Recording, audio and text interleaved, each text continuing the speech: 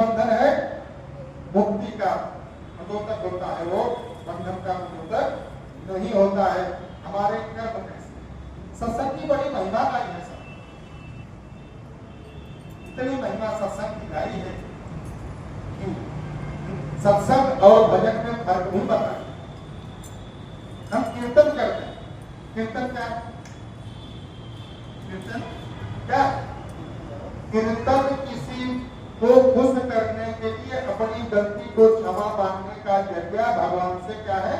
कीर्तन। किसी की कीर्ति गाई जाए तो वह सदा प्रसन्न होता है और हमें क्षमा करने का भाव भी उसके अंदर आ जाता है। और भजन, भजन संबंध बनाने का तरीका है कि भजन आंख बंद करके परमात्मा से एकाकार होने का संबंध बनाने का एक जरिया क्या है? भजन। और इन दोनों का भेद मिटाता कौन है? दोनों में भेद का अर्थ बताता कौन है? उसी का नाम सत्संग। सत्संग ही ऐसा जरिया है जिससे संसार के साधनों से मुक्ति पाई जाती है। सत्संग सुनने जाओ तो बड़ा फल है, लेकिन और किसी को लेके जाओ तो अनंत फल। ये आपको दिखता तो नहीं है, लेकिन समय आने पे अगर आपको जीवन में कोई काम आता है तो वो सत्संग। संसार में कोई काम आता नहीं। कितना भी प्रेम कर लो संसार में, आप जाकर के घर में बैठ जाओ कि आज से मुझे भगवान की पूजा करनी है, घर में कुछ नहीं करना है, आप कुछ मत करो। एक महीना बीतते बीतते जितने लोग घर में आपसे प्यार कर रहे थे वो आपसे नफरत नहीं करने लगे तो फिर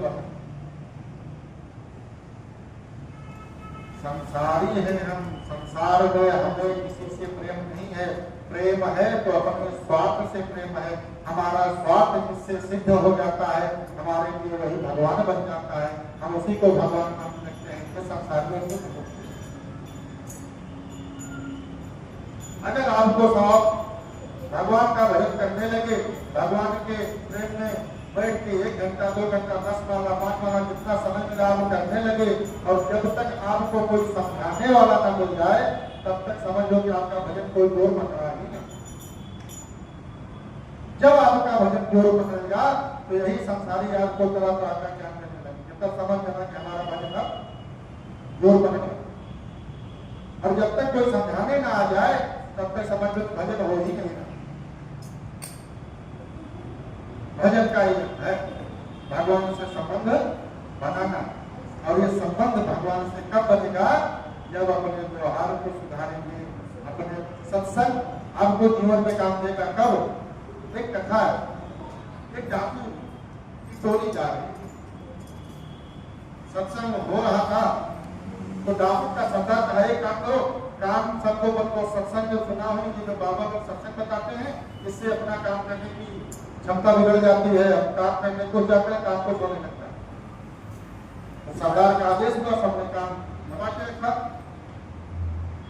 और वैसे ही जा रहे थे, महाराज जी सत्संग कर रहे थे, उसी में एक कांटा एक चोर को चुभ गया।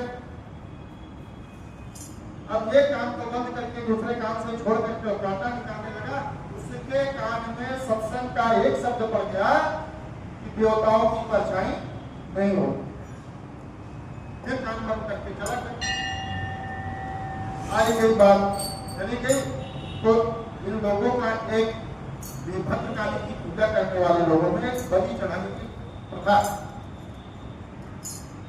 सारे डाकू मिलकर के भद्रकाली की पूजा करने लगे, और उसी में राजा का एक गुप्तचर सैनिक भद्रकाली का भेष बना करके मंदिर में पहुंच गया और लगा घूमने, तो सारे लोग सोचे कि माता प्रकट हो गई।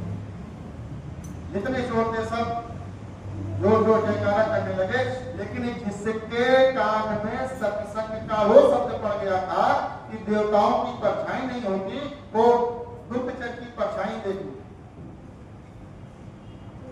उसके मन में शंका हो गई। वो गुरु जी की बात, उसको प्रसंग की बात याद आ गई कि गुरु जी ने कहा था देवताओं की परछाई नहीं होती, इसकी तो परछाई ये देवता नहीं। उसने कहा तुम्हारी परछाई दिखाई दे रही है, तुम कौन हो, बाहर निकलो, नहीं तुम्हारा राम नाम सत्य कर दिया जाएगा। प्राण के डर के मारे भद्रकाली का रूप धारण किया हुआ राजा का तो सैनिक गुप्तचर हाथ जोड़ते हुए जो करने लगा कि वो मेरे प्राण को बच। अगर वही सत्संग नहीं सुना होता वो भी सबकी तरह जयकारा करता और परिणाम क्या होता? राम नाम सदगुरु की वाणी से उसकी एक सत्संग का सिर्फ एक शब्द सुना कि देवताओं की परछाई नहीं होती। ये है सत्संग। सत्संग आपको ऐसे मौके पे काम देगा जहां से आपका अपना कोई काम नहीं देगा, वहां में कोई काम देगा तो सिर्फ सत्संग ही काम देगा, दूसरा कोई काम नहीं होगा। भगवान की जय।